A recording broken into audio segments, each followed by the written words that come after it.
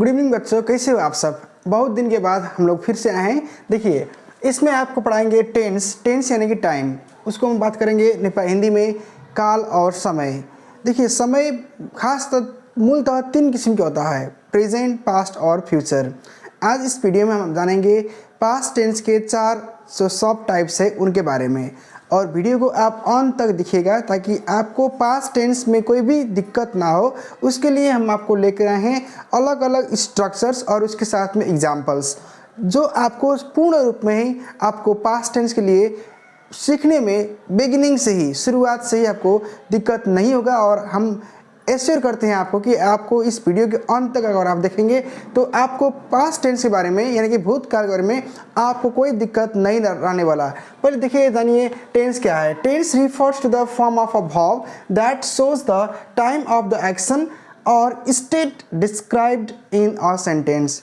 यानी कि कोई भी एक्शन जो पास्ट में हो चुका है, प्रेजेंट में हो रहा है या फ्यूचर में होने वाला है, अगर ये तीनों अवस्था, तीनों कंडीशन में अगर आप कुछ बात कर सकते हैं तो उसको हम लोग बोलते हैं टेंस। आइए जानते हैं आज के वीडियो में पास्ट टेंस के बारे में।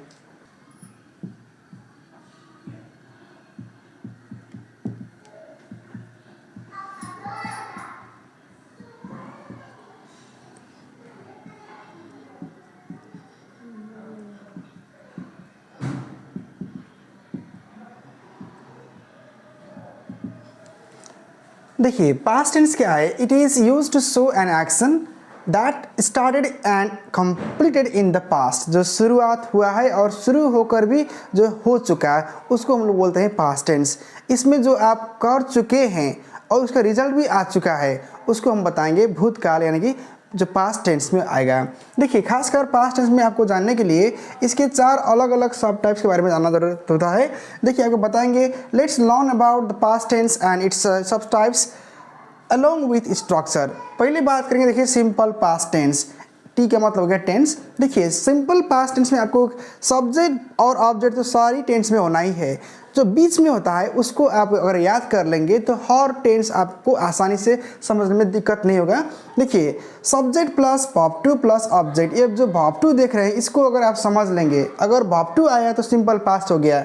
उसे जानेंगे। देखिए, अगर पास्ट कंटिन्यूअस टेंस है, जो पास्ट में हो रहा था, अगर हो रहा हुआ एक्शन को अगर बात करेंगे तो इसमें क्या होगा, was were plus verb four. Subject और ऑब्जेक्ट तो आना ही है सब में। तो देखिए, was were plus verb four को अगर आप समझ लेंगे, वर्ब फोर यानी कि आईएनजी फॉर्म।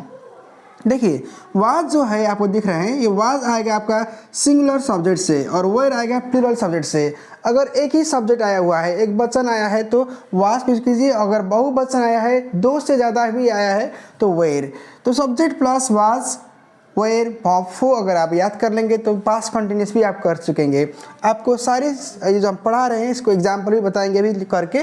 देखिए, पास्ट परफेक्ट टेंस जो हो गया, जो पूर्ण रूप में जो काम हो चुका था उस अवस्था को अगर आप शो करेंगे तो वो हो गया पास्ट परफेक्ट टेंस। इसमें क्या होगा, हैड प्लस वर्ब थ्री। देखिए, इसको आप समझना पड़ेगा। इसमें क्या होगा कि आपको अगर subject had plus verb three object अगर आप समझ चुकेंगे तो हैड प्लस वर्ब थ्री अर्थात आपको मान चलेगा ये पास्ट परफेक्ट टेंस है।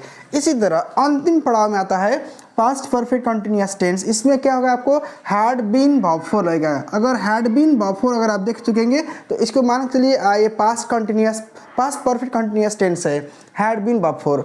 आपको एक फिर बार रिवाइज कर देंगे। देखिए, अगर वर्ब टू देखेंगे, कई सेंटेंस में वर्ब टू लगा हुआ है तो सिंपल पास्ट।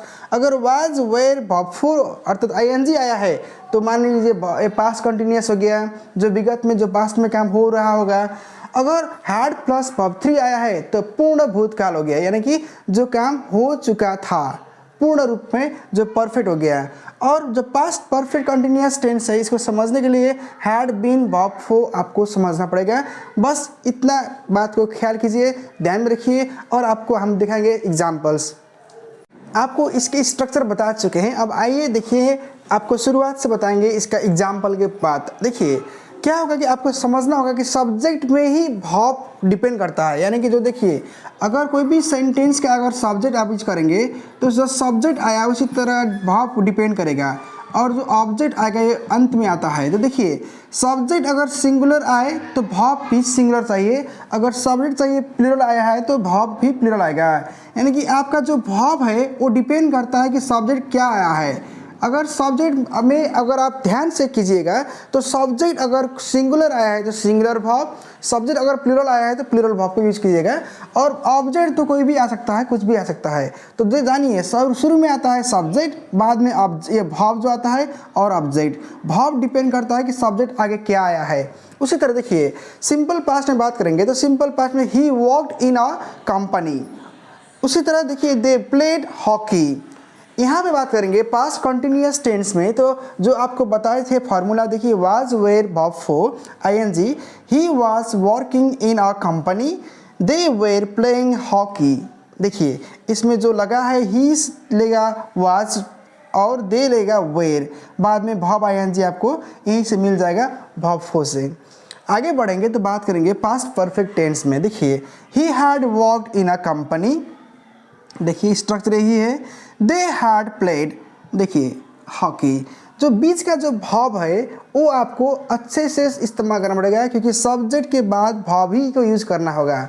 और देखिए पास्ट परफेक्ट में आएंगे तो बात करेंगे he had been walking in a company, they had been playing hockey.